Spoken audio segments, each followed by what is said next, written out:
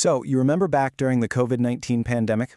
Governments all over the world launched one of the biggest digital experiments in history, contact tracing apps. The idea seemed so simple, but the reality? Well, it revealed this incredibly complex web of technology, privacy, and something that's way more human, trust.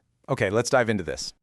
And the promise was huge, right? Just imagine a simple app on your phone that could, anonymously tell you if you'd been near someone who tested positive. It was supposed to help break the chains of transmission and just get our lives back to normal.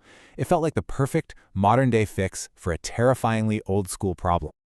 But as we were about to see, this whole story wasn't really about code or Bluetooth signals. It ended up being a massive global stress test for digital government itself. And boy, did it expose some deep cracks in how we build tech, how we earn public trust, and even how we think about privacy. To really get our heads around what happened, we're going to zoom in on one of the most high-profile examples out there, Australia's COVIDSafe app. It's a fantastic case study of what happens when massive ambition crashes into reality. And at first, people were totally on board. I mean, massively. By mid-May 2020, it had been downloaded over 5.7 million times.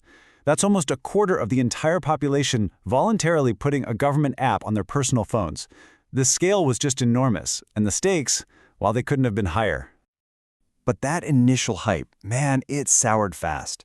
Almost right away, problems started popping up.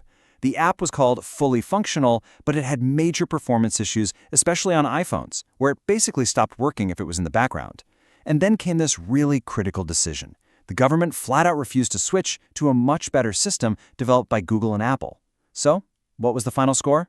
The app got shut down in 2022 after identifying, get this, just 2 unique positive cases that manual contact tracers hadn't already found.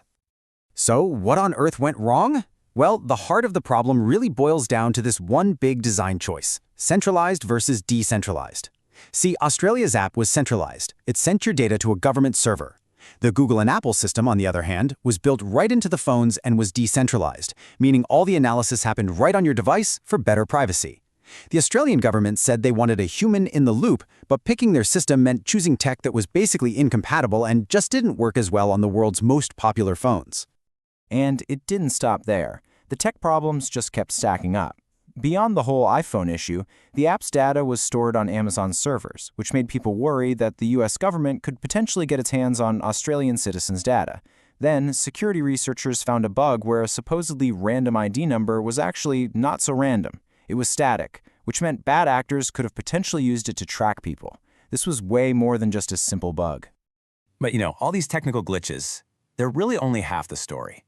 To truly get why the app just couldn't get the momentum it needed, we have to look at something much more human, and that's trust.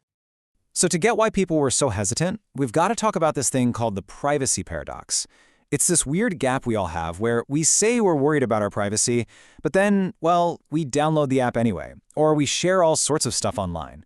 It just goes to show that our decisions aren't just about the technology itself, they're about who we trust with that technology.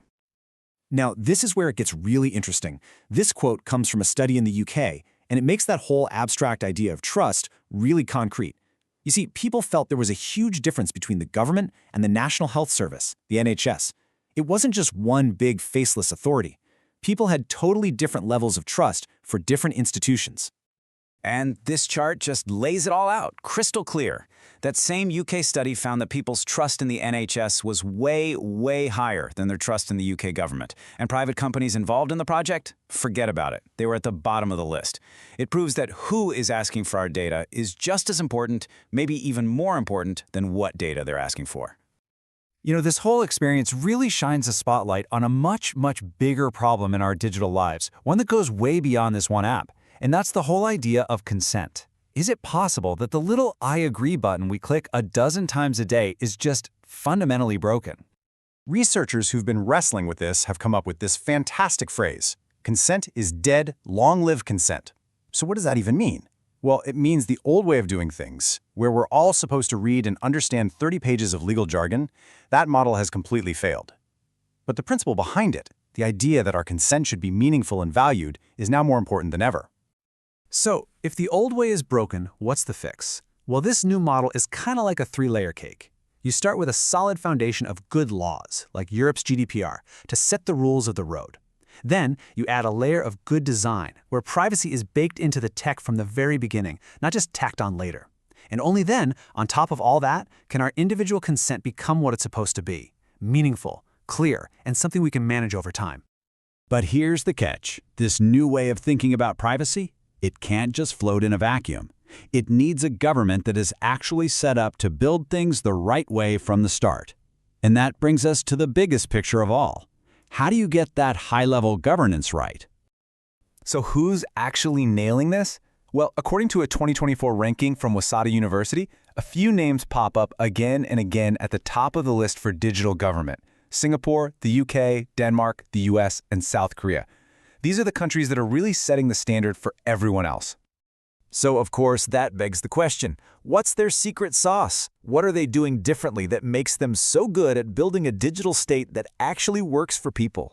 Well, a huge piece of the puzzle is this really smart but simple idea: separate the big picture strategy from the day-to-day grind. You have someone like a chief digital officer or CDO whose whole job is to focus on the future, the vision, the strategy, the big changes. And then you have a chief information officer or CIO who makes sure the trains run on time, managing all the IT systems. It's about separating the why from the how. And another secret weapon? It's all about crystal clear roles. They use something called a RACI matrix. No, don't worry about the acronym or trying to read this chart. The key idea is super simple. For every single task, you define exactly who is responsible for doing the work, who is accountable for making sure it gets done right, who needs to be consulted along the way, and who just needs to be kept informed.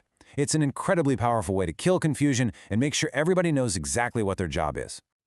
All right, so let's bring this all back home. The story of that one flawed little app actually has this powerful legacy, one that points us toward the future of what a digital government can be. At the end of the day, the COVIDSafe app wasn't just a technical screw-up. It was an incredibly valuable lesson. It was a real-world stress test that showed us the 3 absolute pillars for any successful digital government project. You've got to have robust governance, you absolutely must earn and keep public trust, and you need a modern approach to privacy that's so much more than a simple "I agree" button. And believe me, these lessons are more urgent now than ever. We're already heading into what experts are calling the 5th generation of digital government. We're talking about a future powered by AI, super-fast 6G networks, and the seamless integration of just unimaginable amounts of data. The complexity and the stakes are only going to get higher from here. Which leaves all of us with one final, and I think really critical question. The story of that COVID app, that was just the beginning. As technology and government get more and more tangled up, the next big ask for our data, for our trust, for consent, it's right around the corner. The real question is, will we and our governments be ready this time? Comment your opinion below.